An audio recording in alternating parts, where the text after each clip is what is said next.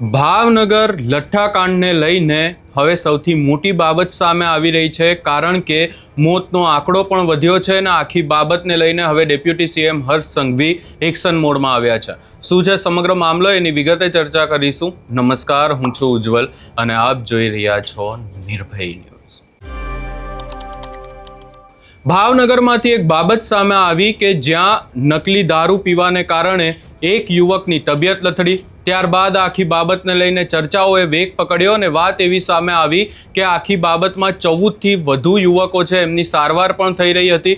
પરંતુ હવે આ તમામ ચર્ચાઓની વચ્ચે મોતનો આંકડો વધ્યો છે અને વધુ 2 યુવકોને આખી ઘટનામાં મોત થઈ છે એવી બાબત સામે આવી છે. અને આખી બાબતે હવે ડેપ્યુટી સીએમ હર્ષ સંઘવી પણ મેદાને આવ્યા છે. ડેપ્યુટી સીએમ હર્ષ સંઘવી દિલ્હીની મુલાકાતે હતા અને તેઓ દિલ્હીથી પરત ફરતાની સાથે જ તેમણે એરપોર્ટ ઉપર જ એક ઇમરજન્સી મીટિંગ કરી છે અને આખી બાબત હવે તપાસ એસએમસીને સોંપવામાં આવી છે. વધુમાં જો ચર્ચા કરવા જઈએ તો હર્ષ સંઘવી દ્વારા મોડી રાત્રે અમદાવાદ એરપોર્ટ ખાતે રાજ્ય પોલીસ વડા GS મલિક અને આઈબીના વડા તેમજ અમદાવાદ પોલીસ કમિશનર સહિતના ઉચ્ચ અધિકારીઓ સાથે બેઠક કરવામાં આવી હતી.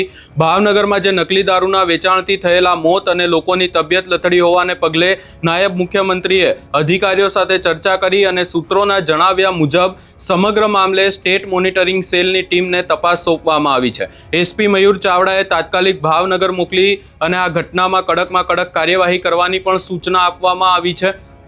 વધુમાં જો ચર્ચા કરવા જઈએ તો આખી બાબતે મુખ્યમંત્રી ભૂપેન્દ્ર પટેલ, હાલ મુખ્ય સચિવ MK દાસ સહિત ઉચ્ચ IAS અધિકારીઓ સાથે વાઇબ્રન્ટ ગુજરાત માટે વિદેશ પ્રવાસે ગયા હતા. દરમિયાન નાયબ મુખ્યમંત્રી હર્ષ સંઘવીએ દિલ્હી ગયા હતા અને મંગળવારે મોડી રાત્રે અમદાવાદ એરપોર્ટ પર પાછા ફરતાની સાથે જ તેમના આગમન પહેલા જ ગુજરાતના પોલીસ વડા GS મલિક સહિતના અધિક પોલીસ મહાનિર્દેશક, શહેર પોલીસ કમિશનર અનુપમસિંહ ગેહલોત સહિત ઉચ્ચ પોલીસ અધિકારીઓ તથા સરકારના ઉચ્ચ અધિકારીઓ પણ અમદાવાદ એરપોર્ટ પર પહોંચી ગયા હતા અને ભાવનગરમાંથી જે લઠ્ઠાકાંડ આખો સામે આવ્યો એને લઈને એક મીટિંગ આ તમામ અધિકારીઓ અને હર્ષ સંઘવી વચ્ચે થઈ હતી એવી પણ બાબત સામે આવી છે.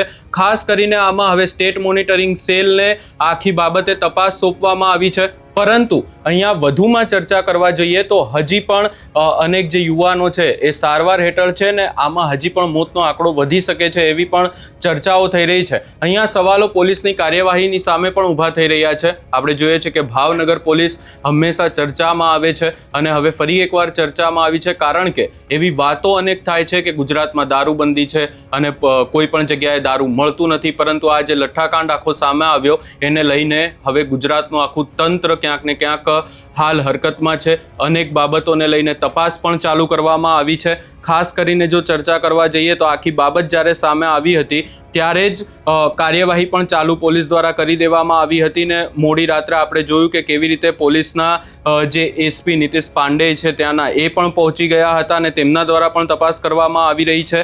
વધુમાં જો ચર્ચા કરવામાં આવે તો મોડી રાત્રે જ SMCના જે SP મયુરસિંહ ચાવડાની વાત કરવામાં આવી છે તે પણ પહોંચી ગયા હતા અને DSP કચેરી પહોંચીને આખી બાબતે તેમણે પણ માહિતી મેળવી હતી. વધુમાં જો ચર્ચા કરવામાં આવે તો જે ભાવિન પરમાર નામના યુવકની સારવાર ચાલી રહી હતી ખાનગી હોસ્પિટલમાં અને ત્યારે બાબત સામે આવી કે જે નકલી દારૂ છે પીવાને કારણે આ યુવકની તબિયત લથડી છે. ત્યારબાદ 15 જેટલા યુવકો આ ડુપ્લિકેટ દારૂના સેવનથી સારવાર હેઠળ ગયા. ત્યારબાદ ભાવનગરના જે નીલવ શાહ દ્વારા સારવાર હેઠળ રહેલા દર્દીઓને લઈને જાણકારી પણ તેમણે આપી હતી ને તેમના દ્વારા એવું કહેવામાં આવ્યું હતું 5 થી 6 દર્દીઓની સારવાર કરી છે અને મિથેનોલની માત્રા કમ કરવા માટે ઇથેનોલ એટલે કે પ્યોર દારૂની બોટલ દર્દીને ચડાવવામાં આવી રહી છે એવી પણ વાત સામે આવી છે. હવે અહીંયા માત્ર ને માત્ર સવાલ એટલો જ છે કે આની પાછળ છે કોણ, આ યુવકો ક્યાંથી દારૂ લાવ્યા હતા અને હજી પણ મોતનો આંકડો કેટલો પહોંચશે એ પણ એક મોટો સવાલ છે. આ સમગ્ર બાબતે તમારો શું અભિપ્રાય છે એ અમને કમેન્ટ કરી જરૂર જણાવશો ને અમારી ચેનલ નિર્ભય ન્યૂઝને લાઇક, શેર, સબસ્ક્રાઇબ કરવાનું ભૂલશો નહીં.